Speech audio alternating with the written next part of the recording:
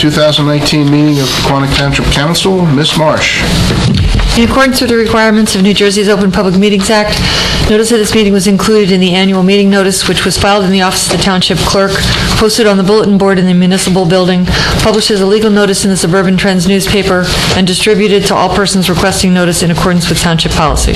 Please join me for the Pledge of Allegiance, followed by a prayer and a moment of thanks for individuals serving our nation. I pledge allegiance to the flag of the United States of America and to the republic for which it stands, one nation, under God, indivisible, with liberty and justice for all. Most gracious Providence, we ask that you bless this governing body with an abundance of wisdom and understanding, so that every deliberation will result in actions which will promote the common good and the general welfare for all the people of Pequannock Township. Amen. Amen. The clerk will please call the roll. Mrs. Florence Lynch? Here. Mr. Hurd? Here. Mr. Phelan? Here. Mrs. Russell? Here. Mayor Cole? Here. We have a quorum. Next item on the agenda is presentation, and we have Cedar Crest here tonight to give us a presentation. Welcome. Thank you. Good evening. My name is Dottie Belinsky. I'm an attorney with Drinker, Biddle, and Reef. I'm here tonight on behalf of Cedar Crest Village, Inc., which is a nonprofit that operates Cedar Crest Village, which is a continuing care retirement center, obviously in your community, very large one. With me tonight is Todd Delaney, who is the executive director, who's available if you have any questions. So I've submitted a letter to Andrew Brewer on February 6th, and if anybody didn't get my letter request, I have extra copies if you need it. But in that letter, we outlined our request for your consideration under your liquor license laws. So in other CCR communities, the communities have set up clubs to apply for a club liquor license as opposed to a general retail liquor license. Retail liquor licenses in the state of New Jersey are regulated by population, one for every 3,000 residents. So once a town gets to issuing their maximum amount of liquor licenses under the population cap, they can no longer issue them anymore unless they have 3,000 residents join their community. And therefore, if you want to get a liquor license, you have to essentially go buy one from someone that already holds a liquor license in that town. An exception to the population limitation is a club license. A club license under the ABC law was really set up with the idea in mind that it be run for either a country club type setting or a nonprofit organization like the VFW. And so the rules were really drafted around that concept in mind.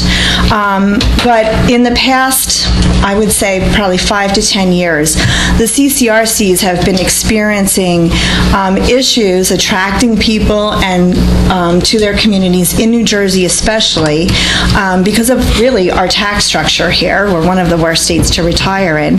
And so the retirees in the state of New Jersey are actually fleeing the state and going to other jurisdictions, and they're looking for amenities in their retirement, like things having a full-service bar and having wine with dinner.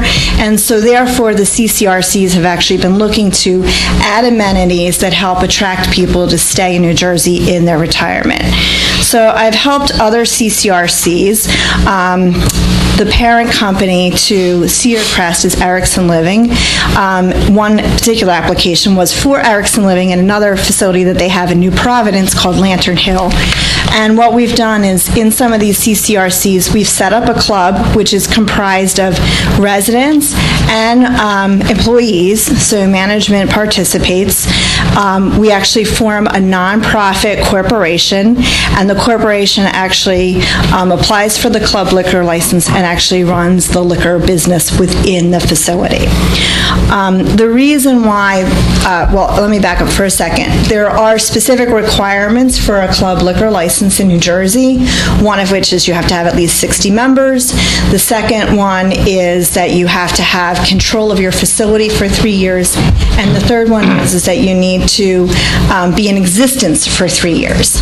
So on every single CCRC that I've done, although there may be a residence club and there's clearly a operator of the facility, which is, licensed by the state, they don't actually fit in the box properly, and we need to form a new company.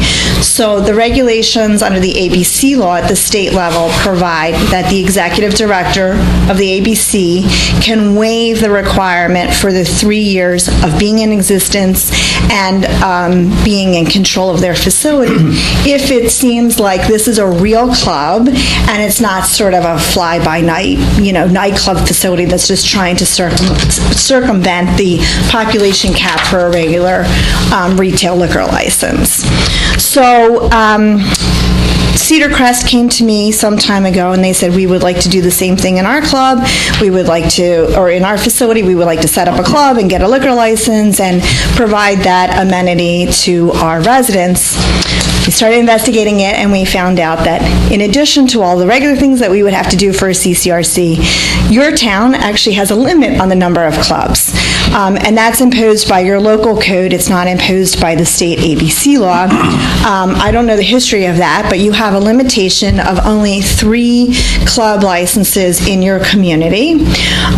So therefore, we are here tonight for 2 reasons. One, to just talk about the process, answer any questions you may have if you'd be interested in going forward, ask you to consider changing your local liquor code to permit at least 4 club licenses, so we would have the opportunity to apply for one, and then talk about anything else you want to talk about as far as the process goes.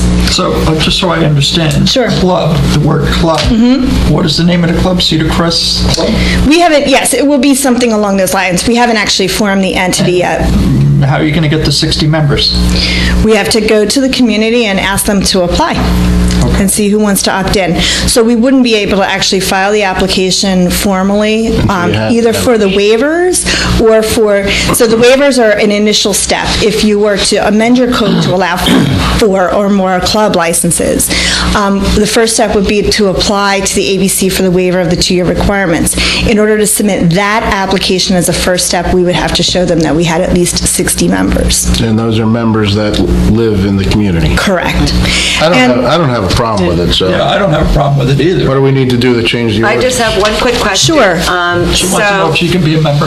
No. You have to be a resident or employee, so you have an option. I think I know the answer, but it's for everybody else's benefit. Sure. So, I know you have different buildings that have different residences, and I know that they do a lot of social things up there, whether it's a social hour or whatever.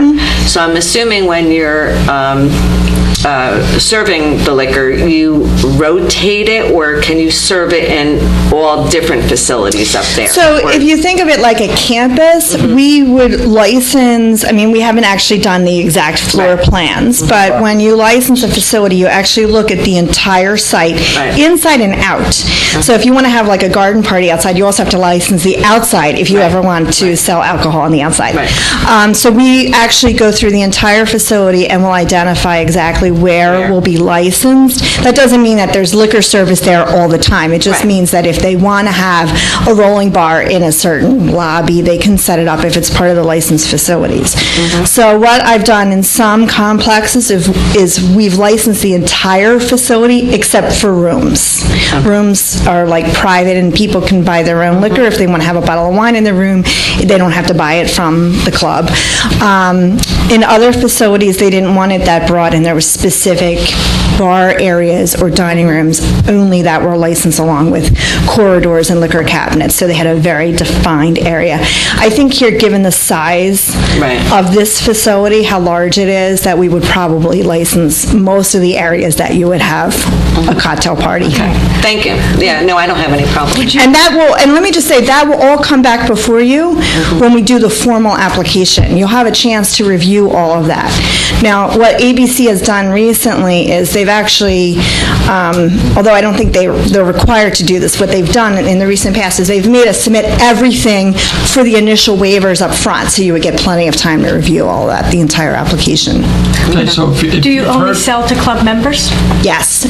So if you think of it like a country club setting, it's only to members and their guests, and a guest can only have 9 guests at a time. A member can only have 9 guests at a time, maximum, under the rules, unless there's a party.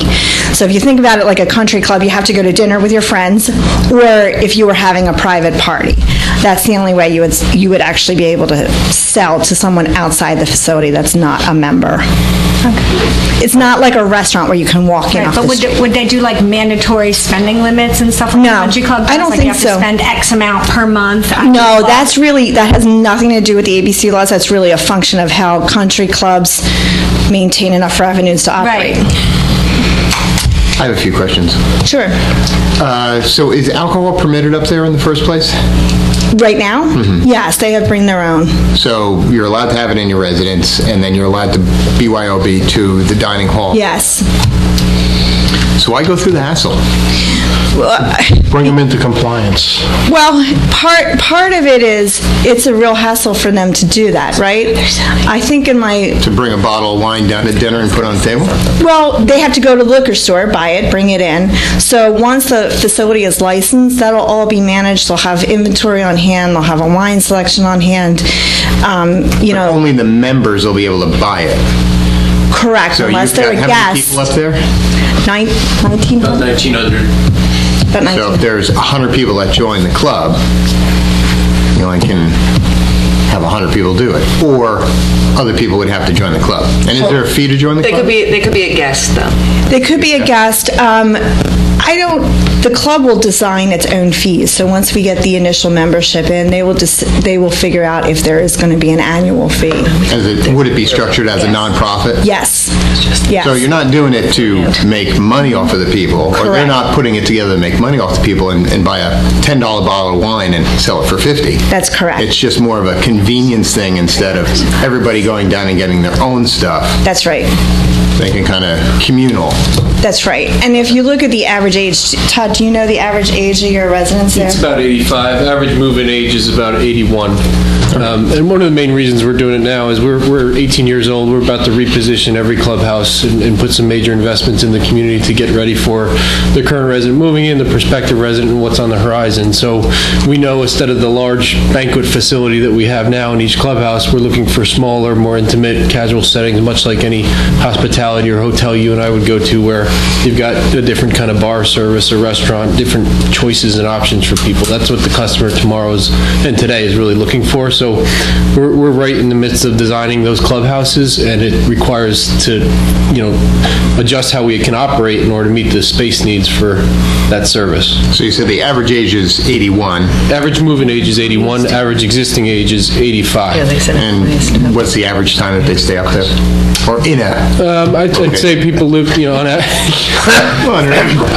I'd say you could look, people live in independent living on average of 8 or 9 years, but we've got people in their 60s that work, and people, over 100 that, so don't work. So it's a wide range of customers that we serve. I don't have an issue with it, I'm just understanding why. Okay. Maybe a CCRC, can you just give them a quick overview of what a CCRC is? Yeah, Just to make so sure we're everybody knows. continuing care retirement community, so the majority of our buildings, we've got about 1,500 independent living apartments. We have 200 tied to more healthcare settings, skilled nursing, memory care, assisted living. We also have home care services for people that age in place that need services in their apartment. So kind of a wraparound service to healthcare and any needs that they might need in the community. Perfect, thank you. We have one Can I have one more question? You said also employees. How many employees do you have? We have about 1,000 employees. So the employees could join also. Not if they want to remain employees. The employees would work the bar, but not drink the... But I think the reason it says employees is in case you have a caregiver, they're technically an employee of that person, I guess, so... So they're going to get drunk? Well, there's generally in the No, but they can go down and they can it's buy a really bottle of more wine for them. management There you go. level staff that would be employees, not sort of your line cook. Right, so the servers aren't going to, No, Not join the really, club no. and sit there The afterwards. idea is, I mean, the club actually has to operate as an independent nonprofit. So they actually have to have a separate payroll, they have to have separate management, they have to have complete control over the liquor inventory, and so having some of the management side as part of the club to help facilitate the administration and the operation of the liquor sales. They have to collect sales tax. There's a lot that actually goes on, and sort of the residents honestly are just not going to do it. So that's why the employees are part of the club. Gotcha, okay. So Adam, what do we need to do to change the ordinance? Bring it up on, If the consensus of council is that they think favorably on expanding to an additional license and creating 4, then an ordinance would be prepared for potential introduction at the next meeting on the 26th. That's fine. yeah, that's fine with me. Okay with that. Let us know when the Oktoberfest party is. You're all welcome as guests, right? Okay, terrific. Okay, thank you very much. We Thank you. appreciate your time. Thank you. Sorry to make you drive from Princeton. Next on the agenda is reports from volunteers. Are there any, at this time, are there any reports or comments from any volunteers serving our community? Stacy? Be careful driving. Thank you.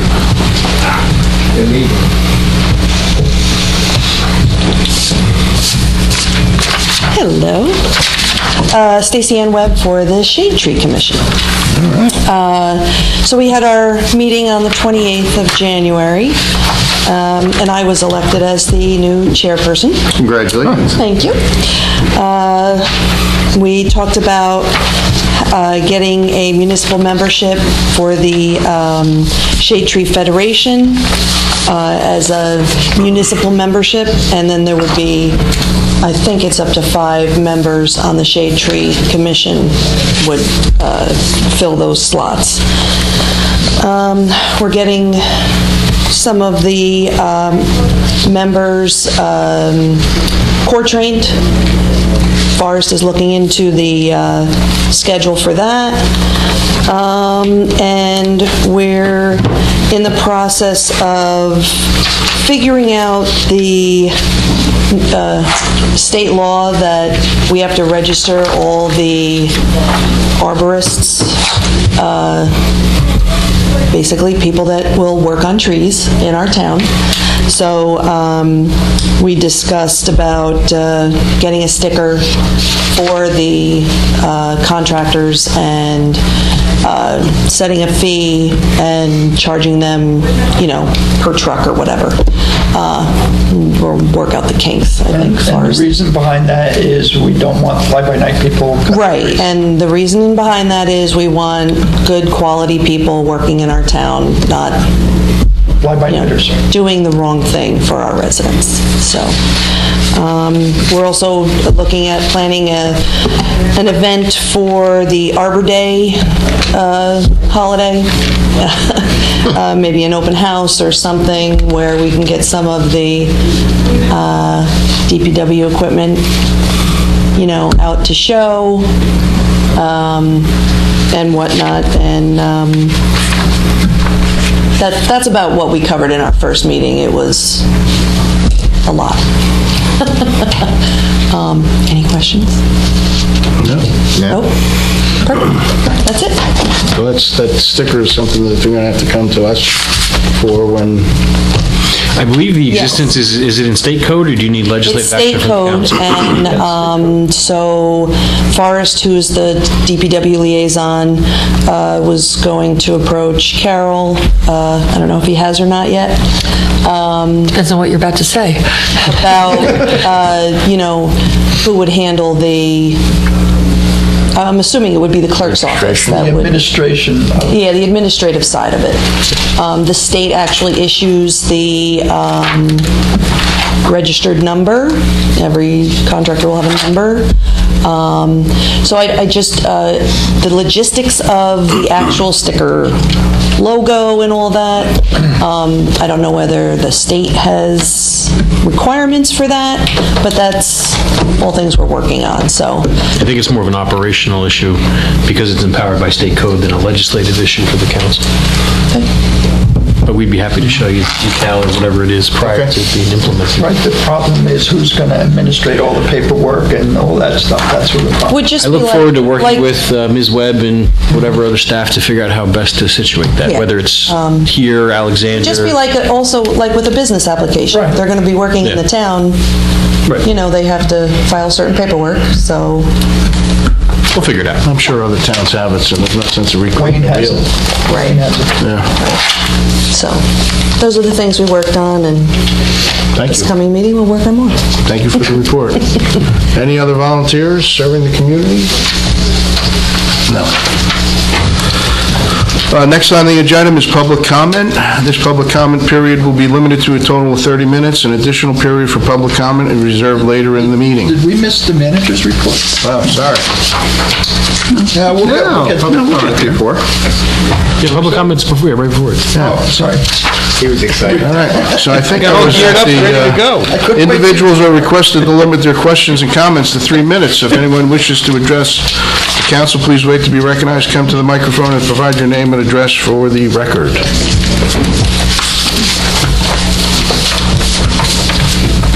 Hello. How are you? All right. Keith Perry, 45 Ramapo. Hi, Keith. Hi, how are you? I know some of you come by my house to canvass and candidate, so hello again. Hello again. And we got to get that tree fixed. Yeah, and the sidewalks too, but that's not what I'm here for. I'm here for two main things about PV Park. I've been going to PV Park for decades. I've been in this town for decades with a small time out, but water quality. It may meet the state's requirements. Maybe we're using chlorine or something else or whatever, but it looks terrible. There's this phosphorescent green look to it with a lot of chunks of crud floating in it. Now, I've been to Cook's Pond in Denville and to Lincoln Park Club, whatever, and don't see the same problem with that. And I just was wondering if we could address that somehow. And again, obviously it's meeting the state requirements or we wouldn't be in it.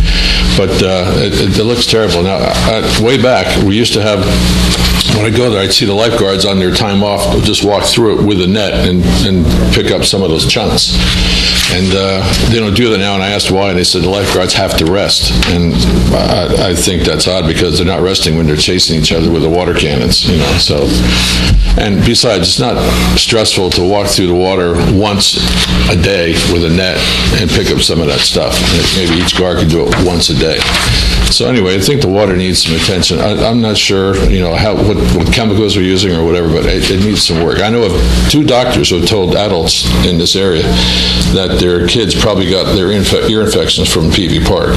Could be totally untrue, I don't know, but that's the perception out there. So I hope we can take a look at that. 2, shade.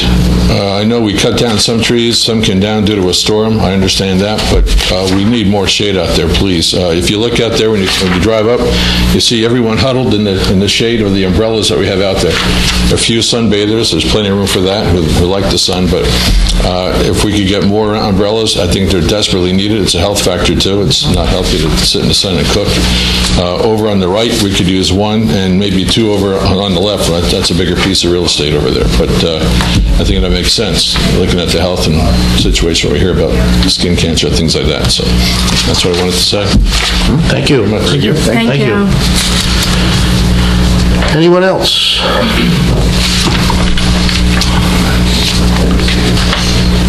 Jack Snowden, Ramapo Road. I won't take much of your time. I only came back because if you recall in the fall, when we discussed the problem of people coming into the lake who we don't want coming to the lake, it was suggested that we come back in the spring, early spring, and discuss it. Just refresh your recollection as to what the problem is, because before you know it, people will be signing up to join the lake, people will be getting ready to go to the lake, and we'll have the same problem all over again.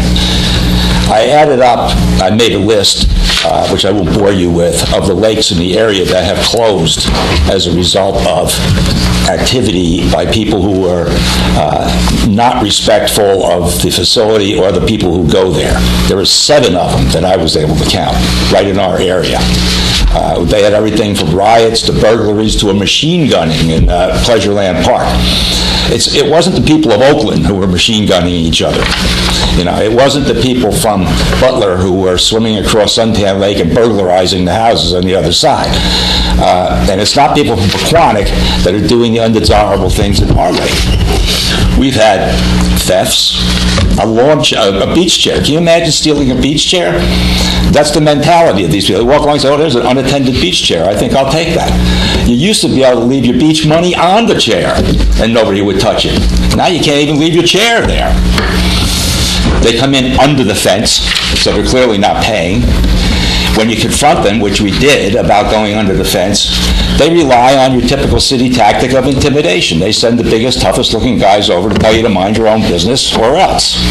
This is not the way we want our lake run at all. It's only a matter of time before something happens, just as it did in all those other lakes, that's going to cause a monumental problem. These people come in there loaded with beer.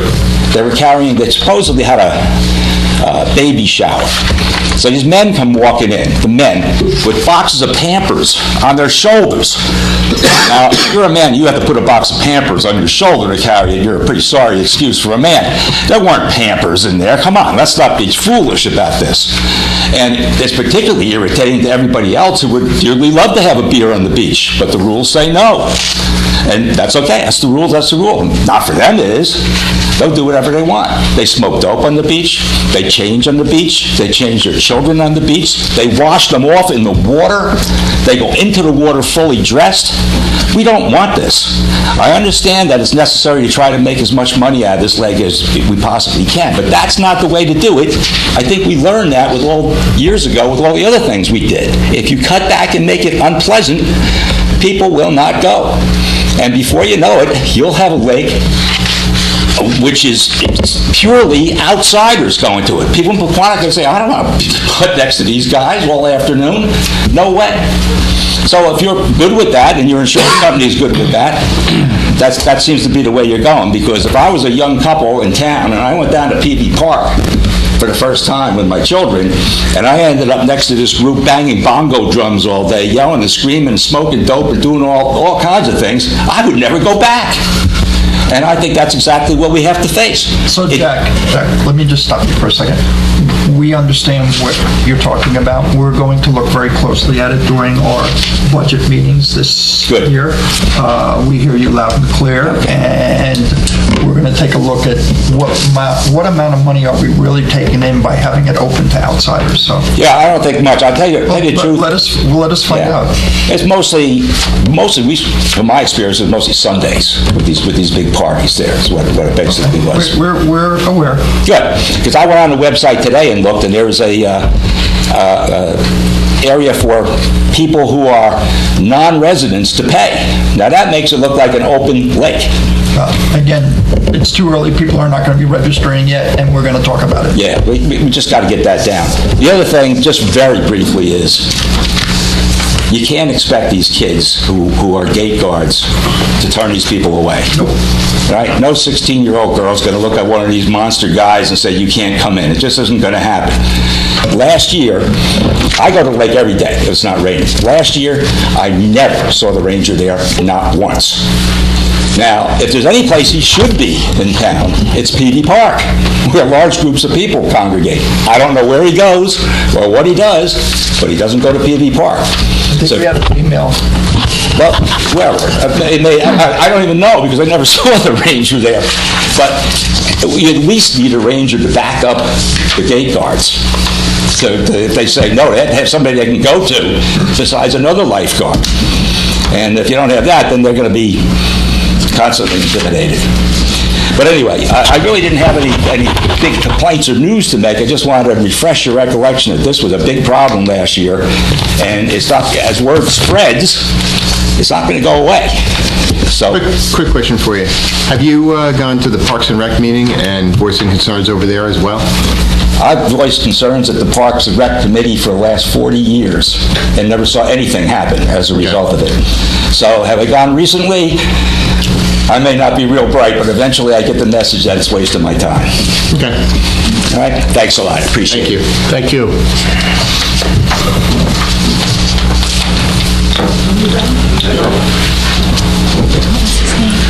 Jack Snowden.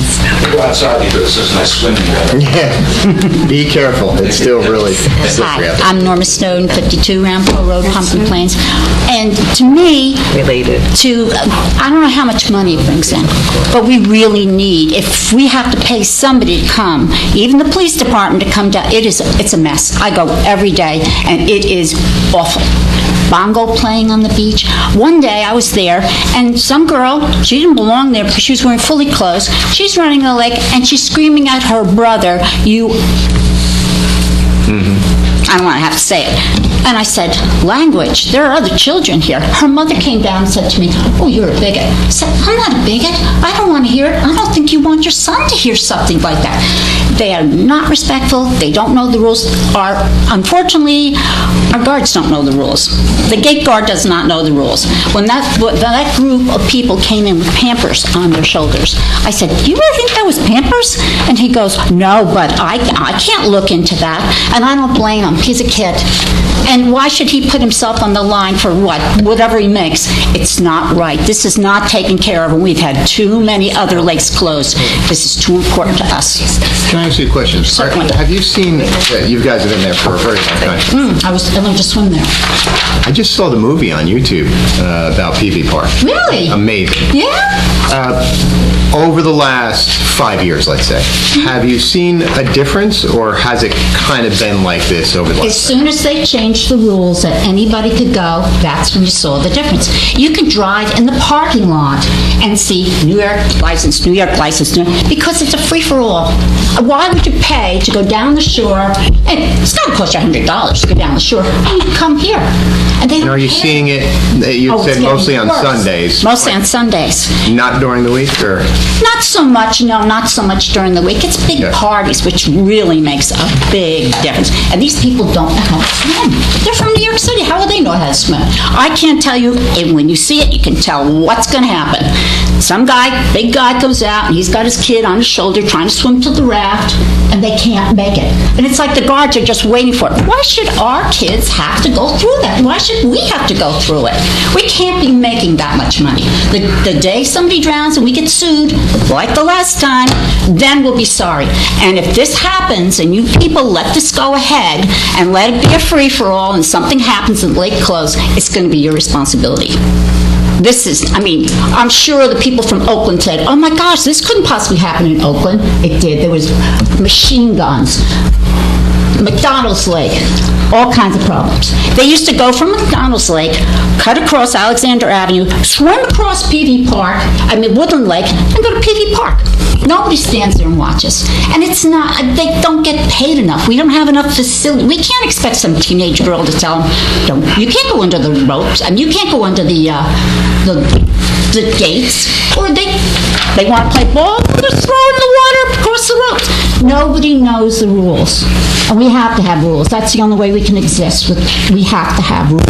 And people who come here once every 3 weeks, they don't know the rules and they don't care about the rules. And they don't care about the people who go to this lake that maintain the rules.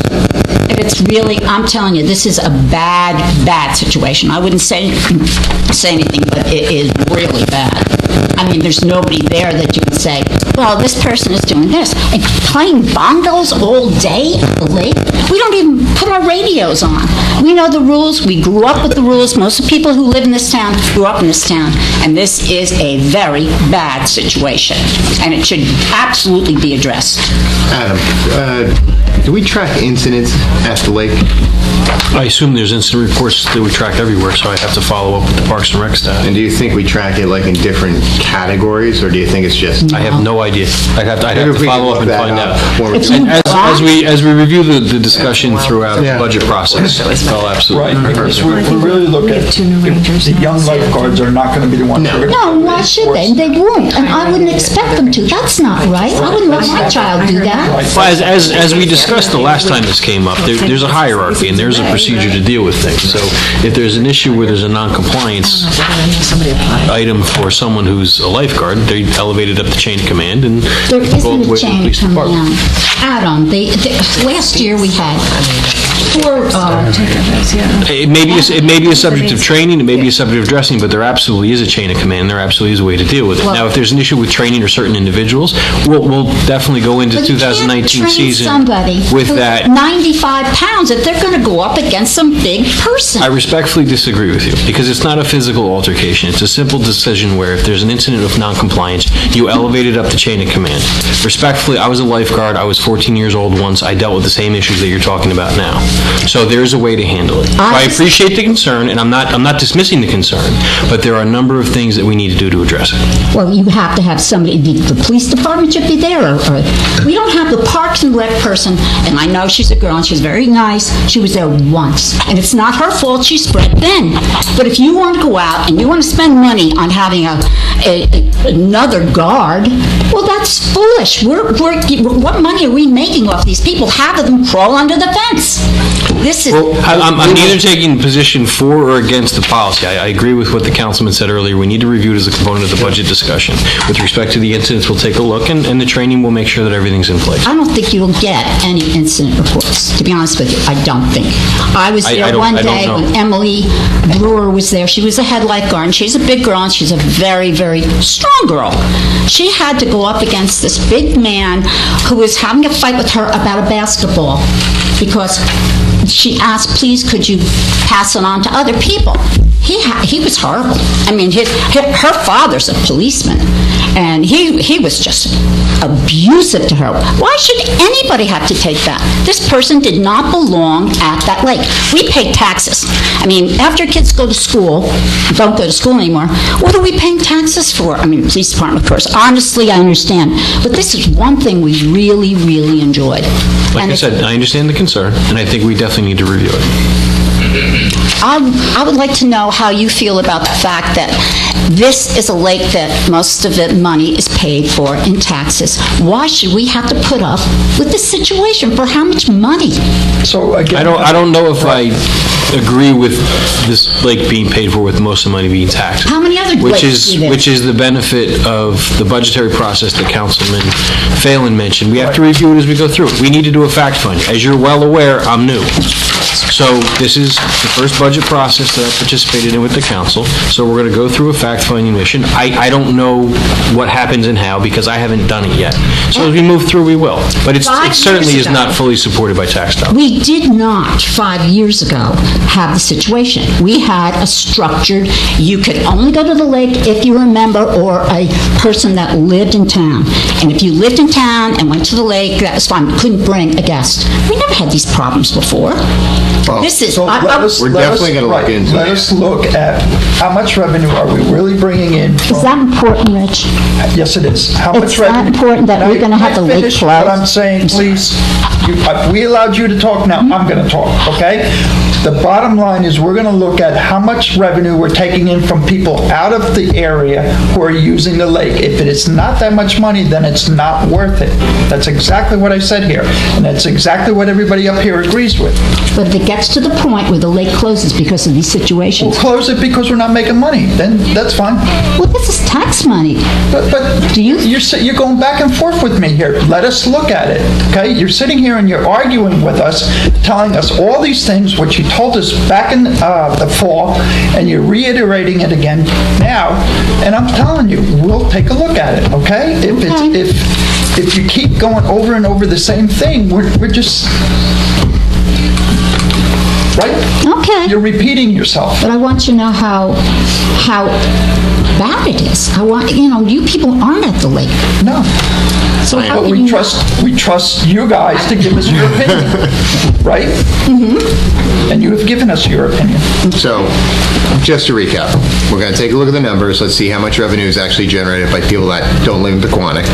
Number two, we'll take a look at incidents reports, because regardless of who's there or who the incident is done by, we do have to track incidents so we know what's going on at PD Park. And then from there, we can figure out where we go from there. Yeah, Do we what do we need to retrain? do? What do we need? What do we need to do? Right. So that's the next step. It's still early, which is good. We don't start selling passes until, what, March-ish? So we have a little bit. People are not going to be thinking. We'll look at it. Can I ask you No, a question? but- Do you feel that letting people from outside the community is stopping people from in the community Yes, from joining? absolutely, absolutely. I mean, you know who belongs there and who doesn't. People follow the rules. If you live in town, you don't want your neighbor to say, "You were drinking at the beach," or "You were blasting your radio at the beach."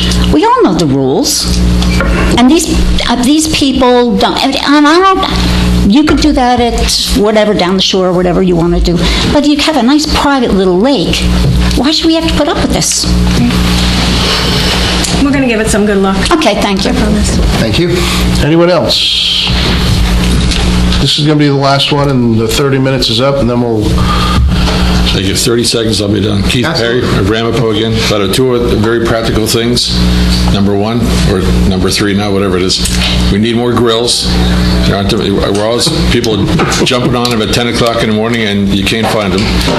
And fourth, on Friday afternoon, because of the daycare situation with the kids that are being watched, whatever, all the picnic tables are way in one corner. And on Saturday and Sunday, if you want to cook out then, you've got to carry your 250-pound picnic table, and they are heavy, about 100 yards to the other side of the Wait, say that again? picnic area. You got to carry your own picnic table. So they move all the picnic And they don't tables. put them back. They move and they're all clustered together for the kids. And that's over by the volleyball court? Yes, correct, right. Okay. And then you got to lift up and get a friend, or two or three, and carry the one you want way over Right. toward your grill. And I would say that's for Spa 23. Right. Yeah. So Spot Right. 23 moves them over and doesn't Yes, replace it them. needs to be Well, we moved need back. to get on For it. So years we'll I've ask been carrying them it to, back. Right. be good stewards. Wanted to mention that. Thank you. Thank you. Okay, next on the agenda is... Manager's report. Sorry. That's Mr. right. Now we're Brewer. back to it. Ready to go. Thanks that you got it. I thank Dottie Belinsky for the presentation for Cedar Crest. She was good to work with in setting that up and structuring it. 2 years ago. With respect to the municipal budget process, at the last council meeting, we reviewed the... Well, hold on. Wait, hold on. We got different conversations going on here. Sorry, excuse me. Go ahead. The municipal budget process, at the last council meeting, we discussed the schedule and the calendar. The consensus was to move forward, so there's a notice also in the notice and report section, which is reflected in the manager's report. Water utility rates, under an autonomous memo from the manager's report, there's another comprehensive memo on utility rates that's backed up by a number of documents to support the recommendation moving forward with the ordinance that was prepared for the council's consideration this evening. Shred Day is scheduled for Saturday, May 18th from 9 a.m. to 1 p.m. at PV Park. I know that's always a popular thing, so once again, Shred Day, May 18th. Is this the first time that it was moved to PV Park, or the second? Have we had Shred Day at PV Park, or was it Yeah, always? it was there last time. Was It was in the fall, I believe it was there. Yeah, okay. It made it a lot easier for people to get their stuff. Yeah, so again, once, Saturday, May 18th, 9 a.m. to 1 p.m. at PV Park is Shred Day. Burbio calendar application. There was some discussion at the league conference and follow-up by a vendor or a service, and essentially there's a application that synthesizes all of the various activities in a community. And there's a company that sponsors this, and they reached out to me to give a demonstration, which I participated in, and I reviewed the product. Getting to the bottom line, the question I had for the company was, what exactly are you seeking from me in the township of Pequannock? And there was some back and forth a little bit, and they're not seeking a vendor-vendee relationship or a traditional contractual relationship. They were looking for more of an announcement, or I started off by saying an endorsement, and they kind of said, well, it's not really an endorsement, but we just want you to announce we're here. And I said, but you're a for-profit application. I said, so as a municipal entity, we don't really have a position on who operates. Burbio does operate in the township of Pequannock. You can go there today. You can sign up for it. It's a mobile app as well as a computer application. Blends everything together. They asked if they could make a presentation to council. I said, candidly, I wasn't sure that was appropriate because you're a for-profit company. If you want to advertise, that's wonderful. And obviously, anyone is free to come to the council meeting and speak during public portion. But as far as any official statement from the municipality, I didn't know exactly where we stood on that, and candidly don't think it's appropriate for a municipal government to take a position on a company and endorse one over another. So rather than me coming back to them with my own position, I wanted to at least present it to the council and let you know what they had asked of me. And if everyone is in agreement, I will respond to them and thank them and wish them luck. Make mention again of the public portion of the meeting. Anyone can come to that. But as far as a municipal entity, we don't have a position on their business model. Correct. Like I said, I agree with that, and I think even though the service might be great and people want it, maybe that's something the Chamber of Commerce, like I said, could host. Yep. You know. Introduce them around, get them acclimated to the community. There's a lot of good venues for the Chamber of Commerce. Okay. So if everyone's all right with that, I will respond to them accordingly. Perfect. Excellent. And that concludes my report. Thank you very much. Thank you. There are no public hearings scheduled for this evening. Next on the agenda is introductions for ordinances. Ms. Marsh. Our first ordinance of the year, which I'm about to read the wrong one. Ordinance number 2019-01 is an ordinance amending Chapter 177 of the revised general ordinances of the Township of Pequannock and amending certain parking regulations. Mr. Brewer, do you want to comment on this? Sure. Just for the council and the public's understanding, this is an ordinance to bring the legislative and the operational into conformance. The county restriped Newark Pompton Turnpike, and there are areas where you were previously allowed to park that you're now not allowed to park, and opposite of that, there are areas where you are allowed to park that you were previously not allowed to park. So we have no parking signs next to striped parking spaces. So provided the council sees fit to act favorably on the ordinance, introduction and adoption, then the signs and everything else will be made in compliance. All right. Are there any comments from council? Nope, already. Is there a motion to introduce this ordinance on its first reading? I'll make that motion, introduce ordinance number 2019-01. Is there a second? I'll second. Roll call? Mrs. Florence Lynch? Yes. Mr. Hurd? Yes. Mr. Phelan? Yes. Mrs. Russell? Yes. Mayor Cole? Yes. Next on the agenda for introduction is ordinance number 2019-02. Ms. Marsh. This is an ordinance to amend Chapter 182 of the Code of the Township of Pequannock, Section 182.02, entitled Water Charges. Mr. Brewer, do you want to comment on this also? Few things are more humbling than when you think you've addressed everything and you come out and say that, only to find out that you did not, in fact, address everything. So that was a case with respect to the water ordinance. Previously, we had a discussion and the council provided direction on an emphasis on an increase of the water meter as opposed to an increase in the per thousand gallon rate. Theory being one of the significant drivers of this is the capital infrastructure that we've added, and it functions almost like an assessment where all the utility users pay proportionally based upon that improvement. So we endeavored to put forth a rate structure that addressed that, but the way that it approached the multi-unit buildings was not in parity with the other users. So we regrouped our efforts and we came up with something that worked, only to find out that the billing software wouldn't comport with that. So then we came up with a third version, which again, it carries forth the council's previous direction of emphasis on the water meter rate or the fixed rate. The positive is it actually comes down in cost a little bit in terms of the initial impact.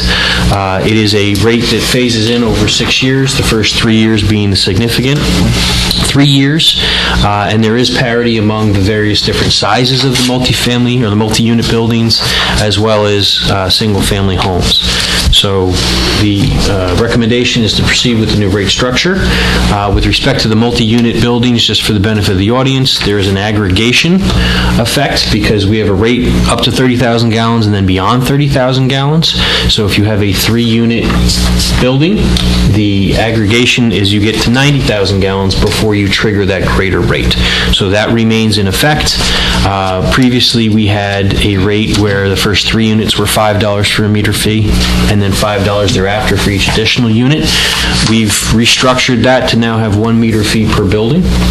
And again, there's a terraced approach to it so that it's not a one-size-fits-all, but when studied and modeled across all the different buildings, like I said, the goal was to have parity in how the rate increase is approached.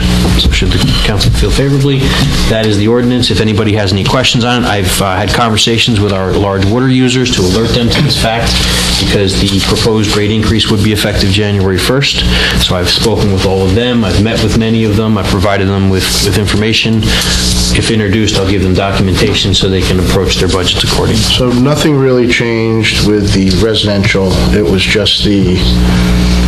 It actually went down a little bit. Went down. The impact on the single-family home, the average user. But we're still It was increasing previously $5 to a $29 meter fee. Now it's $5 to a $22 per quarter meter fee. Are there any comments from council on this? So, just a quick question, Adam. I see the first year it goes up 13 cents, the second year it goes up 43 cents. Correct. It's a steep jump. That is the year the principal payment for debt service lands. That answers my question. Okay. Yeah, because I noticed that too. Like, it just, like, at first it's like 3%, then it's like 10%. Yeah, the bond sale will be then, and that's... Gotta have the money to pay for the improvement. And if you, within the corresponding documents with the memorandum, it shows the appropriations modeled moving forward as well as the necessary revenues. So you can see where the hits are and the reasons for the increases. So I guess the important thing is, like, we haven't had an increase since 2012. Correct, 7 years. And we're phasing it in, so it's palatable. And the biggest thing is the $25 meter fee. And we're still fourth on the And we're highest. still, right. still. And I was going to ask you about the other towns. What towns does that compare to? Like, I know you said we're like third at a... Yeah, we're either tied for third or fourth, depends on if you're playing golf or other sports. What towns do we look at? Just with The model includes Bloomingdale, Butler, Kinnelon, Lincoln Park, Montville, Pompton Lakes, Riverdale, and Wayne. All surrounding towns. Yeah. So the surrounding towns, we are, tied for third or fourth out of the 9. And many of these rates that these towns have are old and existing rates like ours was. Yeah. So, we're not, our rate per 1,000 gallons remains relatively modest. I think that's a function of the fact that we are a water generator. We're taking it out of wells. Community I worked in previously, I won't mention what it is, it was $8.05 per 1,000 gallons. So although it is an increase, and we never like to increase things, I mean, I don't like to do that either, our approach, I think, is reasonable, and our rates remain somewhat modest. And our rates are fully burdened rates, so that includes the electric used for our wells, including the 25-year lifespan, fixing things, all the stuff. The infrastructure, the vehicles, We're still ahead the of it. personnel dedicated directly to the maintenance of the water utility. Correct. And hopefully we won't have any other emergency things, but if we do, at least then We be can fix prepared. it ourselves. And the benefit of the 6-year phase-in, the first 3 years being significant to account for the debt service, those years after that are about 2%. We've had really wet years. So the utility, as the council may be aware, used to be a $2.8 million utility and shrunk to being about a $2.5 million utility because of the lack of selling of the water. Yeah. The challenge is you still have personnel, you still have insurance, you still have pension payments, you still have infrastructure, you still have all the things you need to do to operate. So when your revenues take a hit like that, that's, again, one of the virtues of the fixed rate increase versus the variable rate increase. Our past township manager liked dry summers. What did we say the Yes. average household usage was? We based it on 30,000 gallons. Was it 30? No, the average household was approximately 22,000 Okay, gallons. so it was under the 30,000. Correct, a quarter. And the impact on the impact on the average household for the, based upon the projections and with the increase that's being proposed for the quarter is $20.79. But that's based on 30,000 gallons. No, that's based on 22,000 It's based on 20. gallons. So one person who doesn't take showers. Yeah, right. I have a 4-bedroom house and a family of 4, and we use approximately 25, so do a lot of laundry. All right, is there a motion to introduce this ordinance on its first reading? I'll make a motion to introduce ordinance 2019-02. Is there a second? I'll second. Roll call, please. Mrs. Florence Lynch? Yes. Mr. Hurd? Yes. Mr. Phelan? Yes. Mrs. Russell? Yes. Mayor Cole? Yes. All right, next on the agenda is resolutions for approval. Ms. Marsh. Beginning with Resolution R 2019-51, authorizing a contract for professional services to DMC Associates Incorporated for land surveying services. 2019-52, authorizing an expenditure from the Pequannock Township Open Space Recreation Farmland and Historic Preservation Trust Fund. 2019-53, authorizing tax office refunds, overpayments, or cancellations. 2019-54, authorizing release of designated escrow deposits. 2019-55, authorizing the transfer of 2018 municipal budget appropriation reserves. And for the record, I'd like to say that in that resolution, the account numbers for the second entry need to be corrected. It should be 07203-20-130-0010. That's the from account, and to 07203-20-560-070, or 0020. Can't believe you made a mistake on that. I don't know. You got talking. Resolution 2019-56, requesting the New Jersey Department of Environmental Protection and/or associated water purveyors reduce the water level of reservoirs to create capacity for the impending wet season, spring 2019. 2019-57, supporting the creation of the Northern New Jersey Flood Mitigation Working Group. And 2019-59, approving payment of the itemized claims as set forth on the February 8th, 2019 bill list and the February 7th, 2019, 2015, and 2016 FEMA elevation escrow lists. I think that was 58, not 59. Yes, it was. Did I say 59? Yeah. Well, we don't have a 59 yet. That was 58. All right. Thank you. Comments on the resolutions from council? 56, is somebody going to read that down at the Department of Environmental Protection? We're going to send it to them. We're also going to circulate it to towns a number of towns, communities. It's been discussed. We'll, may or may get to it in a later report, but there was a meeting with Congresswoman Cheryl at her office with a number of people, so this is something we've been talking about. Yeah, I'm glad to see I hope so. I'm glad to see both these resolutions in here, and then I guess the working group is similar to the one they had years ago, where we have to get other towns involved and all working together. Right. Correct. How we successful need to everything keep will be, pushing. bureaucracy is bureaucracy, but if there's ways we can streamline the process and become more effective, we're going to try. Yeah, and if we don't try, it's not going to happen, so we got to push. Any other comments? No other comments? Nobody wants to know about the yeah, I was gonna say $1,900 we're spending? All right. Yeah, no, I was going to say, for everyone's benefit, can you explain? I mean, I already know, but for We have an everybody outstanding grant with the Department of Environmental Protection known as the Planning Incentive Grant, and they contacted us and let us know that there was an outstanding balance on a property. And if we had an opportunity to provide some documentation on the closure of the well, as well as the abandonment of the well and the closure of the septic system, they would reimburse us approximately $106,000. So we're working towards gathering that information. We may have to hire a well closing company as well as perhaps other contractors, but if we can get that tied up, sent down to the state, they'll release $106,000 to the Open Space Trust. Good job. Perfect. Okay, all right. Any other questions? Is there a motion to adopt these resolutions? I'll make a motion to adopt Resolution 2019-51 through 2019-58. Is there a second? I'll second. All right, roll call, please. Mrs. Florence Lynch? Yes. Mr. Hurd? Yes. Mr. Phelan? Yes. Mrs. Russell? Yes. Mayor Cole? Yes. Next on the agenda is items for discussion. Does anyone have anything to say about the electronic nicotine delivery system? Sounds very technical. Thank you, Mayor. I know Councilman Hurd was engaged in this directly, but I'll just lead into it if the councilman permits. The discussion happened with, I think, Morris County Prevention is Key through the Alliance about signage for our parks about vaping. There was initially some question about whether or not we had the necessary language in our ordinance prohibiting the activity, and through Mr. Oostdike's efforts as well as others, we confirmed that we do have all the necessary language in the current ordinances.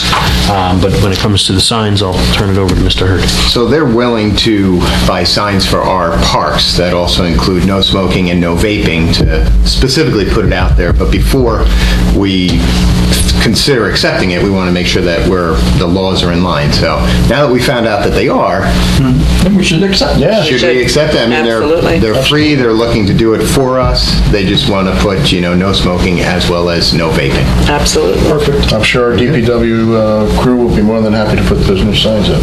Perfect. There you go. Yeah, so my compliments to the Alliance as well as Morris County Prevention is Key. Absolutely. Thank you, Mr. Hurd, Brian. setting all That's that up. great. All right, next on the agenda are reports and notices. Are there any comments or questions from the council? That's the These are our dates. budget meeting workshop. Yep. Everybody's good with those dates, right? Yep.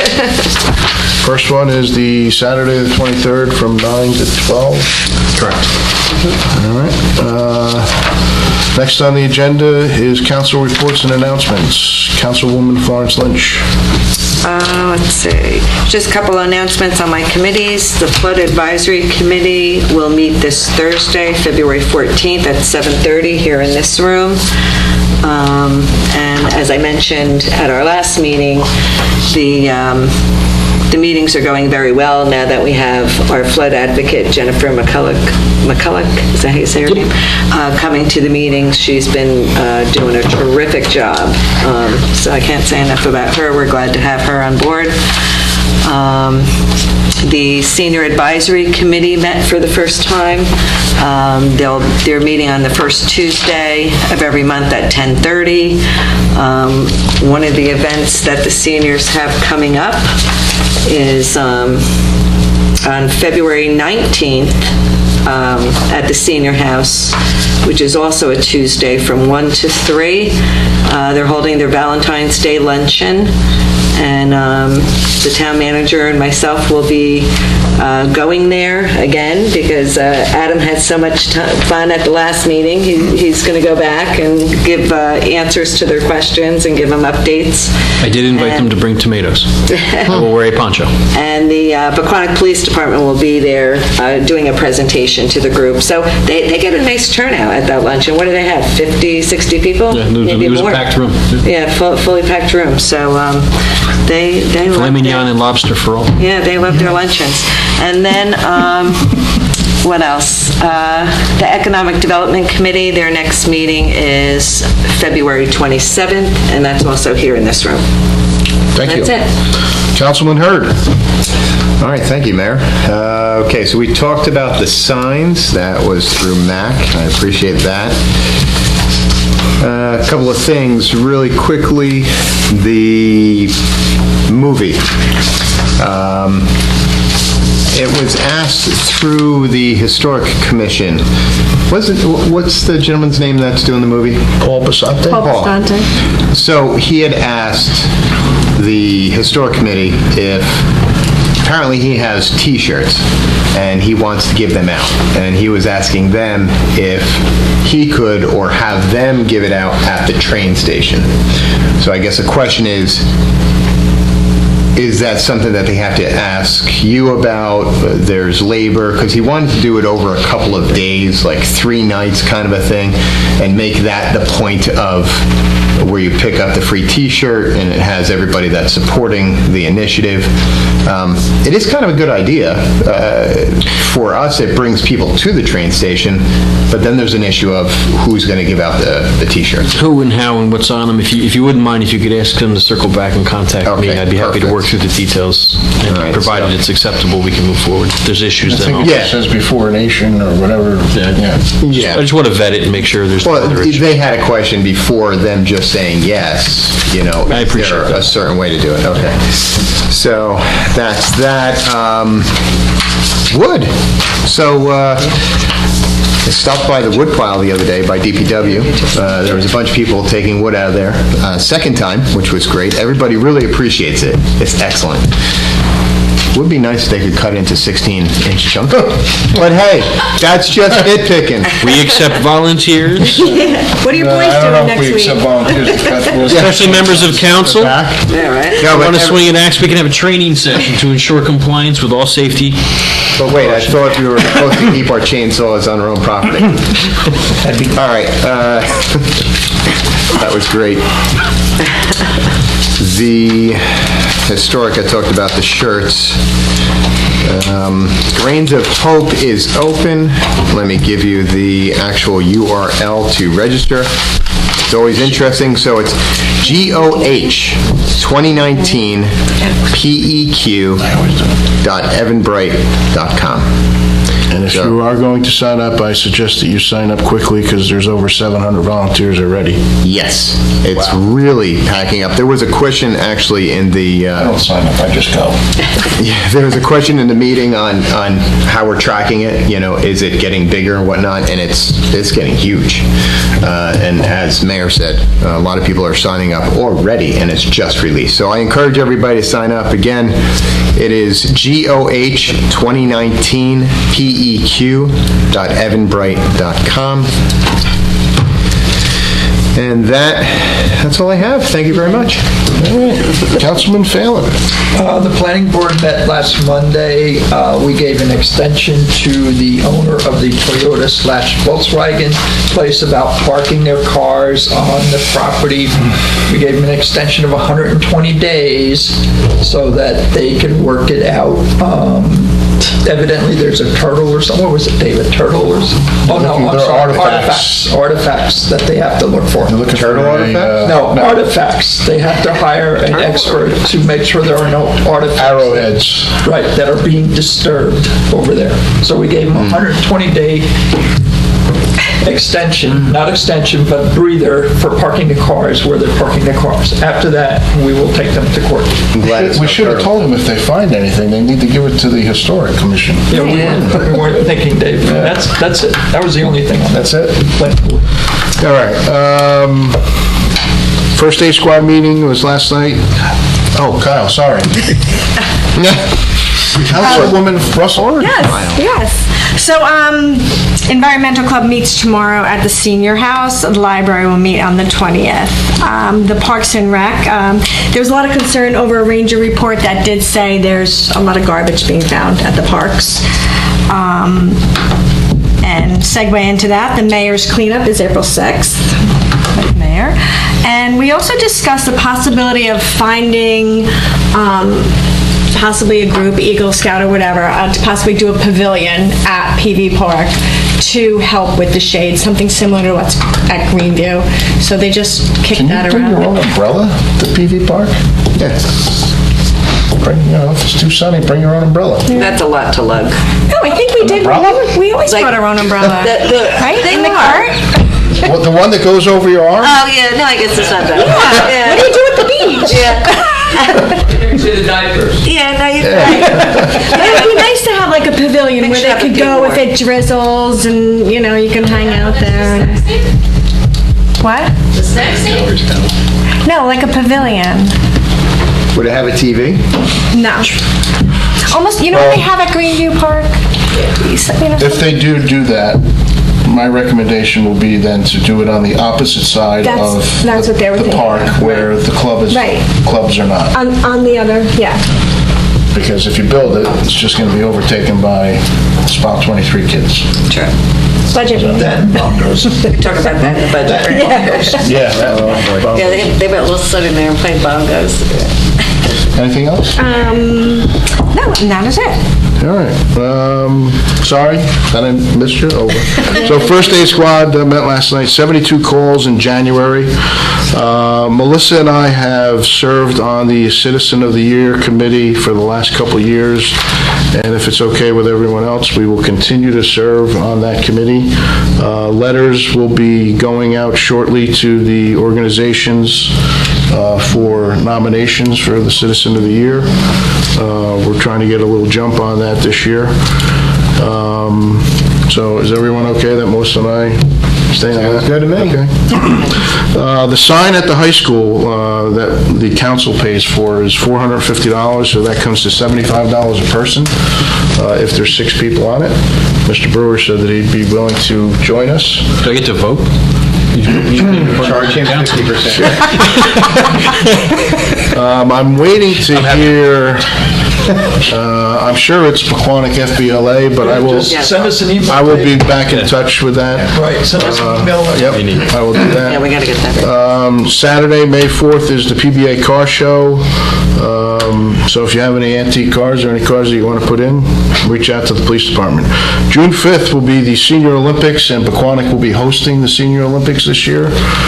And this past Monday, Town Manager Mr. Brewer and myself went to Congresswoman Sherrill's office in Parsippany. She invited all the mayors in the area that she serves to discuss the flooding issue. So there were a lot of comments. Hopefully, something can be done. They talked about the red tape with DEP, about desnagging, and so there was many comments. She took a lot of notes. So hopefully, she can do something for us to help. And just so everyone knows, as Councilman Hurd said, grains of hope. I usually don't sign up. I just go, and whatever they need me to do, I'm there probably for 4 or 5 hours that day. So I work the broom good. So if you can sign up, it would be great to have the entire council there that day. You think they'd rather us all sign up as a group as opposed to just go? Yeah. Why don't you sign up? This way you can do your food packaging event. I don't do the actual food packaging event, but it is quite an experience to see the whole thing done. And last year they did package open their 1 millionth meal, so it's been quite an accomplishment that they've had. So we'll see. And that's all I have. So next on the agenda, again, is public comment. If anyone wishes to address the council, please wait to be recognized. Come to the microphone, provide your name and address for the record. No one? Next on the agenda are minutes for approval, December 21st, 2018, and January 22nd, 2019. Are there any comments on the minutes? No? Is there a motion to approve the minutes? I'll make that motion to approve the minutes. Is there a second? I'll second it. There you go. All in favor? Aye. And just so we're clear, Councilwoman Russell is abstaining from the 2021st. Why? Because she wasn't sworn in yet. Anybody opposed? No? Okay. Next on the agenda is closed sessions. Do we have something? We do. Yes. We do. Okay. We're going, is there a motion to go into closed session? I'll make a motion to go into closed. Second? Second. All in favor? Aye. Opposed?